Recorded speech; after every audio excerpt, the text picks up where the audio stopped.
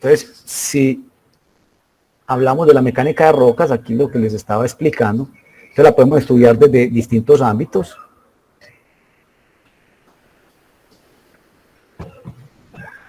La roca como la estructura, la roca como soporte de otras estructuras, o la roca como material estructural.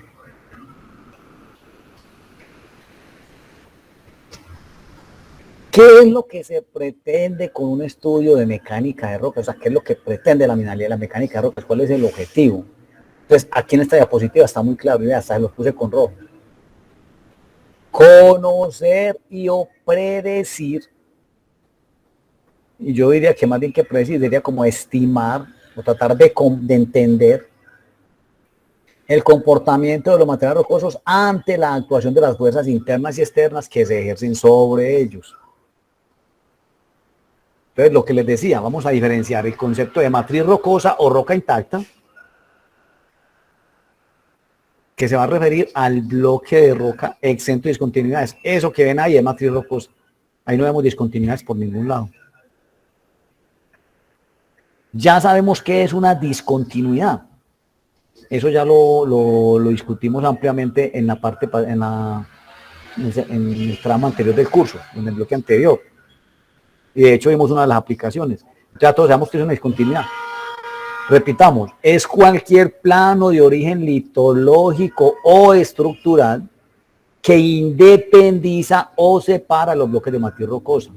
Eso es lo que vamos a entender como discontinuidad. Ya hablamos mucho de una discontinuidad, de lo que implica desde el punto de vista de heterogeneidad, que le induce al macizo, de debilidad. Tan le induce debilidad que puede provocar movimientos, deslizamientos, como los que ya estudiamos. Y a todo el conjunto, cuando ya vamos a estudiar todo este medio por parejo, entonces a eso es lo que vamos a llamar macizo rocoso. Y esto es muy importante. Desde el punto de vista mecánico, los macizos rocosos son medios discontinuos, anisótropos y heterogéneos. Entonces, muchachos, no es difícil imaginar cuál puede ser la respuesta de este medio que están viendo ahí en la fotografía frente a una fuerza externa que pudiésemos aplicar con cualquiera de esas flechas azules que ven ustedes ahí. Entonces, si yo aplico una fuerza aquí, por ejemplo en este material, en este elemento, la respuesta del medio va a depender de las características del material como tal, o sea, de la matriz rocosa, que sería esta. Pero también va a haber una incidencia de esta discontinuidad y de esta discontinuidad. Entonces, para yo entender la reacción de todo este tramo, pues tendré que considerar la característica de este material y la de las discontinuidades. La del material es la que vamos a empezar a estudiar, la de las discontinuidades las vamos a estudiar ya y a caracterizar en el segundo bloque del curso. Y asimismo, con cualquiera de esas fuerzas que pudiéramos aplicar y que están representadas por esas flechas azules. Entonces a eso nos referimos cuando hablamos de que los macizos rocosos son medios discontinuos, anisótropos y heterogéneos. Ahora bien, yo puedo tener un macizo rocoso continuo, que no hay presencia de discontinuidades. Entonces, en esa medida va a ser más o menos complejo caracterizar el medio y sobre todo estudiarlo, modelarlo para entenderlo y hacer el diseño que uno pretenda hacer. Entonces, cuando hablamos de propiedades físicas de la matriz rocosa, nos vamos a referir a aquellas propiedades índice que se tienen en cuenta básicamente para identificar y describir el material. Eso se hace con el propósito de uno tener como una primera clasificación del material con fines geotécnicos.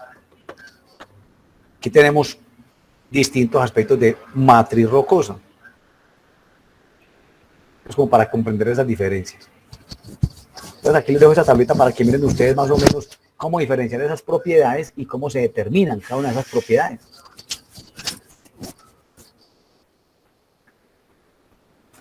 ¿Cuál es la primera característica que hay que describir de la matriz rocosa? que es lo que estamos discutiendo acá. Como lo primero que hay que conocer es su litología, o sea, el tipo de roca, es lo que llamamos la descripción geológica del material. Es identificar la roca y, en lo posible, precisar su composición mineralógica, si es el caso, su grado de meteorización, etc. Entonces, por lo general, a nivel de estos proyectos que nosotros realizamos en ingeniería, esa descripción es una descripción macroscópica. Es decir, se hace casi que a ojo, lo que uno a ojímetro logra diferenciar del material. Eso es básicamente lo que hacemos. Ya en proyectos importantes de geología, casi que de recursos minerales y demás, pues ya se hacen análisis de secciones delgadas en el microscopio, como las que ven en la fotografía de la derecha.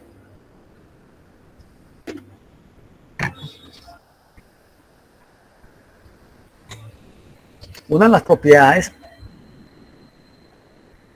que por lo menos es muy diciente del material es la porosidad. Recuerden que porosidad se define como una relación del volumen de vacíos al volumen total del elemento. Entonces la porosidad, ¿por qué termina siendo como relevante? Aun cuando pues son muy claras como las diferencias de porosidad entre unos y otros materiales. Pues digamos que porque la porosidad es una propiedad que tiene una alta influencia sobre las características resistentes del material. ¿Debido a qué? A que la porosidad es inversamente proporcional a la resistencia y a la densidad del material. Eso lo pueden ver aquí en la foto, miren. Imaginemos esta piedra pómez y este granito. Entonces, a mayor porosidad, menor resistencia, como lo ven acá, y menos deformabilidad. Perdón, a mayor porosidad, menos resistencia y menor densidad, perdón, estaba mirando aquí está con eso con la deformabilidad. Y directamente proporcional a la deformabilidad. Entonces, a mayor porosidad la roca es más deformable. Miren esto y miren esto. O miren esto y miren esto. Son porosidades parecidas. Entonces, esto tiene resistencias más o menos parecidas, densidades parecidas y deformabilidad parecidas estas. Pero si comparamos esta con esta, esto es más deformable, menos resistente, más liviano, porque es más poroso. Y esto pasa, y aquí pasa lo contrario. Entonces eso es básicamente lo que nos ayuda a asociar esa porosidad. El peso unitario del material. En rocas hablamos de un solo peso unitario, no como en suelos que diferenciamos varios. Entonces el peso unitario lo vamos a definir igual que se define el peso por unidad de volumen de un material. O sea, es lo que en física llamamos densidad. Aquí lo vamos a llamar peso unitario porque ya estamos considerando que el material está sometido a la aceleración de la gravedad. Entonces, ese peso unitario se va a definir como una relación del peso sobre el volumen del material. Peso por unidad de volumen. Las rocas tienen diferencias importantes en los pesos unitarios. Pues algunas son como significativas, como lo pueden ver acá en esta tablita, que estamos tomando como referencia del libro de González de Vallejo. Pero diríamos que en promedio, uno casi siempre trabaja con una densidad del orden de 2,7 más o menos. Salvo algunos casos, como el carbón, pues que obviamente es una roca sedimentaria que sí tiene un peso por un volumen más bajo, digámoslo así. Y algunas rocas como la cuarcita que pueden tener pesos unitarios similares a los de un suelo, del orden hasta 1,7. Ya lo que son los granitos tienen pesos unitarios grandes, las anfibolitas, etc. La permeabilidad, ya lo decíamos ahora. La permeabilidad en la matriz rocosa es prácticamente irrelevante. Entonces hay que decir que en mecánica de rocas hablamos de dos tipos de permeabilidad. Hablamos de permeabilidad primaria o intergranular, que es la inherente, digámoslo así, al material como tal. Entonces está asociada a la presencia de poros o microfisuras dentro del material en las cuales se puede almacenar el agua. La mayor parte de las rocas presentan permeabilidades muy bajas. ¿Por qué? Por lo que les decía, por la matriz rocosa. Entonces miren, si visualizamos este material que vemos acá y suponemos agua colocada ahí, pues hombre, el agua ahí no va a circular. Y recuerden ustedes que la permeabilidad se refiere a la rapidez con la que el agua puede circular a través de un medio poroso.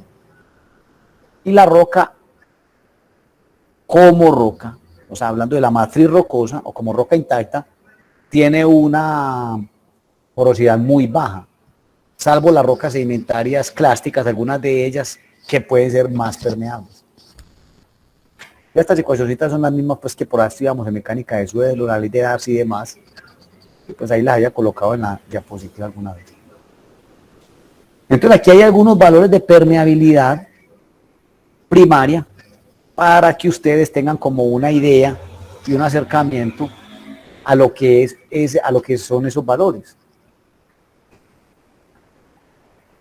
Entonces, en el caso, por ejemplo, de las rocas duras, caso de granitos o granodioritas, caso de gneiss, anfibolitas, rocas metamórficas, o en el caso de rocas sedimentarias, miren los órdenes de permeabilidades. En todos los casos, fíjense ustedes, son permeabilidades muy bajas.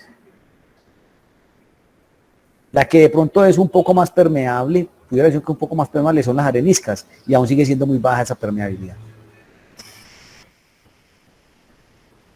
Por lo general, estamos hablando de permeabilidades del orden de 10 a la menos 6 hacia abajo.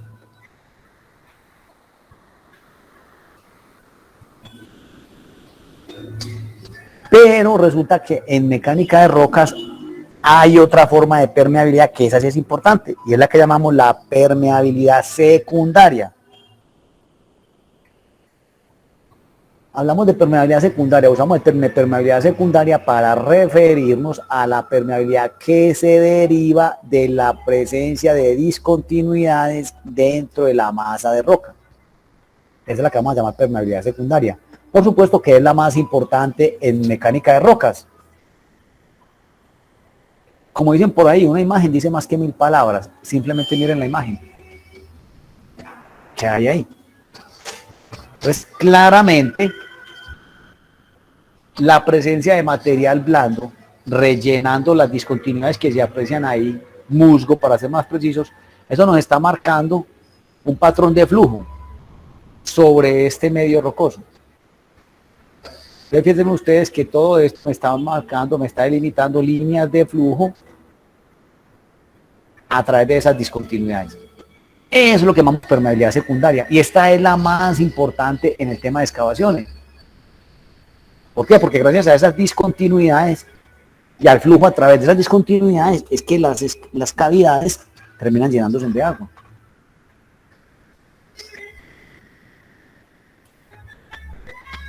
Esto entonces es lo que nos explica la presencia de agua al interior de las excavaciones. Ya les había explicado en otra clase anterior, entonces cómo circulaba el agua ahí. Ya hemos visto cómo más o menos se interrelacionaban esas discontinuidades y el agua circulaba a través de ellas. Aquí es claro también este ejemplo. Tenemos flujo de agua a través de discontinuidades heredadas. En este caso particular son discontinuidades heredadas porque esto que ustedes están viendo aquí realmente es suelo. Es que estas fotos las tomé por Antame y alguna vez que estuve porque me pareció muy interesante ver la claridad con la que esas discontinuidades estaban ahí reflejadas dentro del suelo. Miren, esto es suelo, pero las discontinuidades se ven muy claras, miren, y se ven microdeslizamientos, miren, pequeñas cuñitas ahí, y se veía también mucho flujo de agua a través de eso. Me parece una fotografía muy interesante. La permeabilidad secundaria, ves que le tiene implicaciones importantes en excavaciones, en obras, en suelos. ¿Por qué? Porque esa permeabilidad secundaria, si yo quiero secar o drenar agua asociada a ese tipo de permeabilidad, ojo que no, los filtros no me son funcionales. ¿Por qué no son funcionales? Porque es que esto realmente no sería agua freática, estrictamente hablando. Entonces, esta filtración terminaría generando una presión de filtración. Entonces el agua circula, es como si el agua circulara por unos canales. Lo que uno tiene que hacer es que ubicar el punto donde el agua sale del canal. En este caso, la discontinuidad. captarla en ese punto, como lo están viendo ustedes en esta figura. Estamos haciendo una captación de agua proveniente de un suelo residual de batolito con discontinuidades heredadas. A través de esas discontinuidades heredadas teníamos unas filtraciones por allá de la parte alta de la montaña, nos estaban llegando a un talud inestable. Estamos haciendo las obras de recuperación y estabilización del talud, y finalmente esa agua no la podíamos sacar con filtro. Entonces hicimos esto que ustedes ven acá. Simplemente hacemos una poceta, captamos el agua y la sacamos por tubería, por manguera flexible.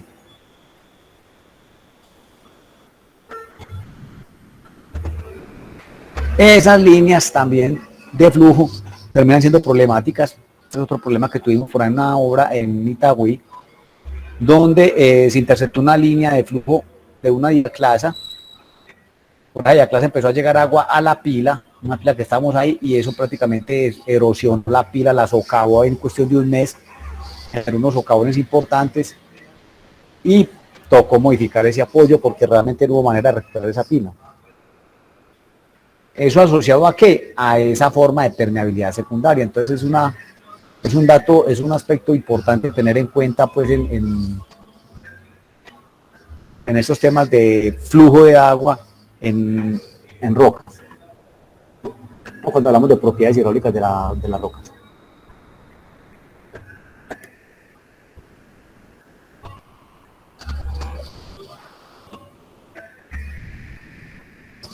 Otra propiedad física de la matriz rocosa, hay una que se llama la durabilidad, o también alterabilidad. Ese término durabilidad o alterabilidad básicamente se refiere a la resistencia que la roca presenta ante la alteración química, procesos de alteración química y física. Entonces hablamos de alterabilidad como para decir qué tendencia tiene el material a romperse o a desintegrarse, etc. Entonces básicamente hablamos de roca alterada cuando ella presenta ciertos rasgos particulares, como cuáles, por ejemplo, tonos rojizos. Casi siempre estos tonos rojizos, como lo ven en esta caja de perforación, ustedes que estamos hablando de una roca, miren, estamos hablando de un barrenado a 42 metros. Fíjense ustedes que a 42 metros, entre 42 y 46 metros, miren ustedes, tenemos la roca. Sí, si bien es cierto que tenemos roca, miren que está muy alterada. Y esa alteración se evidencia con la presencia de óxidos de hierro rojizos. Miren. Todo esto evidencia roca alterada. Entonces esta roca, además de alterada, obviamente, si estamos hablando de 46 metros de profundidad, pues para que la roca esté alterada, pues tiene que ver que está diaclasada, está discontinua. O sea, tienen que haber discontinuidades por donde el agua llegue de la superficie hasta esa profundidad de 46 metros. Al llegar el agua hasta allá, pues entonces se producen unas reacciones químicas que meteorizan el material y lo alteran. Efectivamente, miren que la roca está muy discontinua, miren, muy fracturada. Al estar fracturada, entonces, el material se oxida, porque por ahí le llega agua. Esta es una roca prácticamente inalterada. Oiga, inalterada, pero fracturada.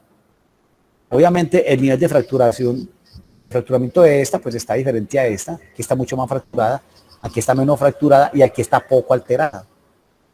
Ya de 46 metros hacia abajo, miren, entonces ya la cogimos ya menos fracturada, y por supuesto entonces al no haber fractura no llega agua, la roca no está alterada, no está oxidada.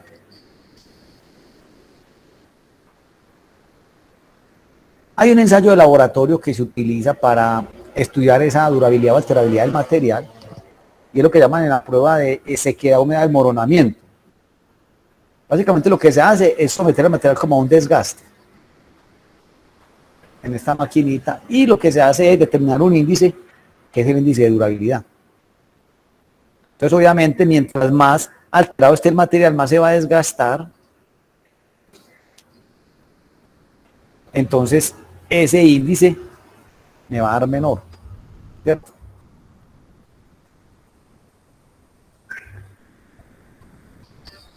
Eso como con lo que tiene que ver con propiedades físicas del material. Hablemos de las propiedades mecánicas. Hombre, la primera de ellas, la más importante en lo que tiene que ver con mecánica de rocas, es lo que se conoce como la resistencia a la compresión simple del material, o resistencia a la compresión inconfinada. ¿Qué es esa resistencia? Pues como su nombre lo dice, es del máximo esfuerzo que ella soporta al ser sometida a una fuerza axial. Ustedes saben que esto lo hacemos en concreto, lo hacemos en suelos, entonces yo creo que todos tienen idea pues, de qué es lo que hace el ensayo. Y sobre esto pues vamos a volver la próxima semana, obviamente, cuando hablemos de los ensayos de laboratorio. La resistencia a la tracción, máximo esfuerzo que soporta el material a ruptura por tracción. Lo podemos hacer, la determinamos también en ensayos de laboratorio.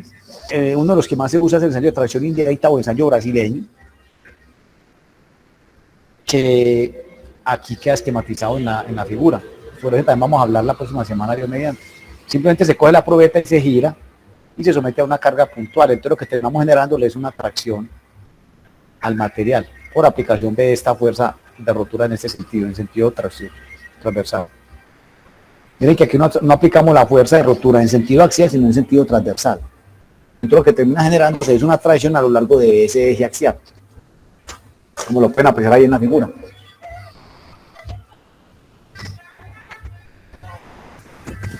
Otras propiedades bien importantes de la matriz rocosa es la velocidad de propagación de las ondas elásticas. Recuerden que las ondas elásticas viajan en el medio en función de su rigidez, entonces es un indicativo de la rigidez del medio.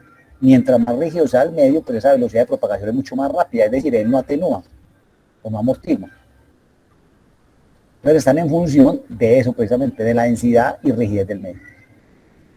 Esas ondas, estamos hablando de las ondas P, o ondas compresionales,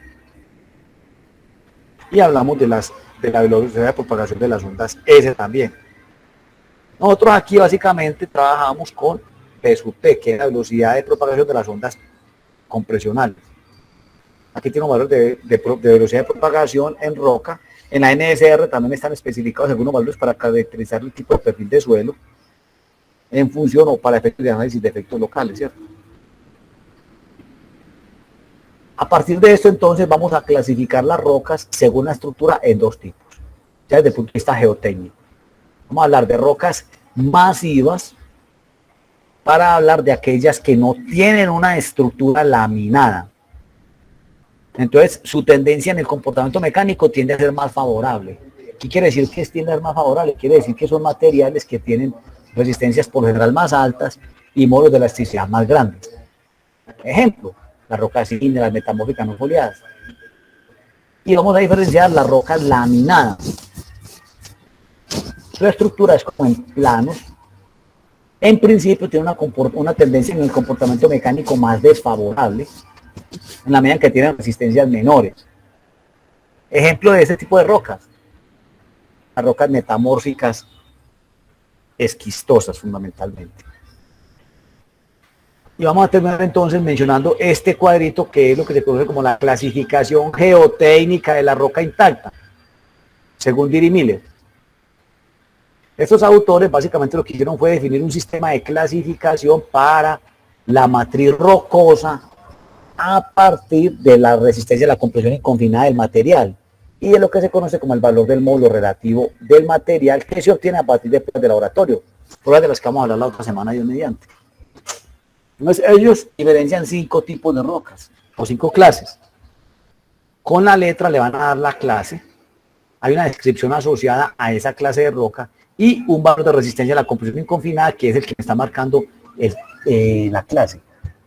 Entonces estamos hablando de que a partir de eso, esa matriz rocosa la podemos clasificar en rocas clase A, resistencia muy alta, con los valores de sigma sub C mayores a 2.250 kilogramos por centímetro cuadrado. O sea, estamos hablando de 22.500 toneladas por metro cuadrado, miren eso. Hasta rocas de clase E, resistencia muy baja, con valor de sigma sub C menores a 280 kilogramos por centímetro cuadrado.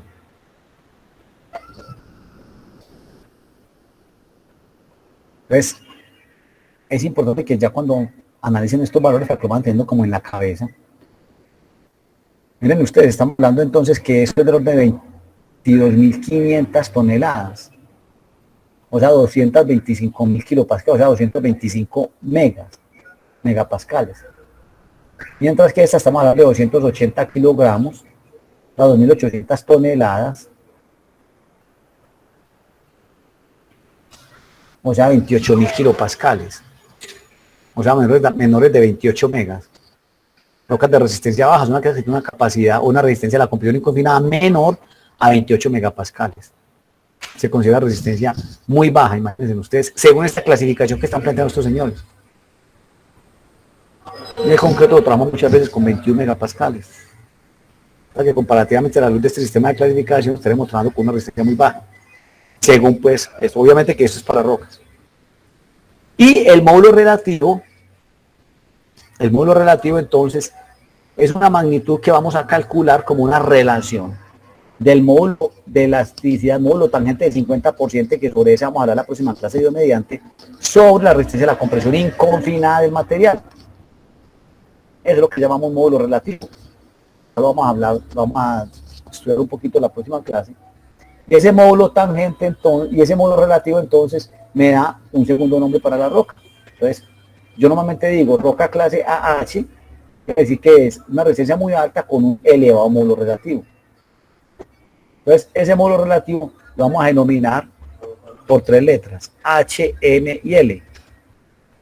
En inglés, ¿cierto? Entonces, el módulo relativo elevado, cuando ese valor me da mayor a 500, miren que esto es adimensional, porque el módulo de elasticidad tiene unidades de esfuerzo sobre área.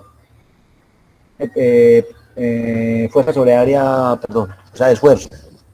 Y la resistencia, pues lo mismo, fuerza sobre área. Entonces el esfuerzo se cancela y queda adimensional. Entonces este módulo relativo, de acuerdo a la magnitud, vamos a darle, o se le va a dar la letra que va a denominar la clase de material. Entonces, en estos días, y si combinamos estas dos tablitas, quiere decir entonces que una roca tipo AH, por ejemplo, sería una roca de resistencia muy alta y elevado módulo relativo. Entonces, de acuerdo a esas categorías de Dirichlet, vamos a tener rocas de categoría A, B, C, D y E. Entonces, por ejemplo, miren que en la categoría A, que estamos hablando de resistencia muy alta, estamos hablando de las cuarcitas, las diabasas, los basaltos. B, resistencia alta, la mayoría de rocas ígneas. Y miren que en el grupo de menos resistencia se ubican las areniscas, que son rocas sedimentarias, las tobas, etc.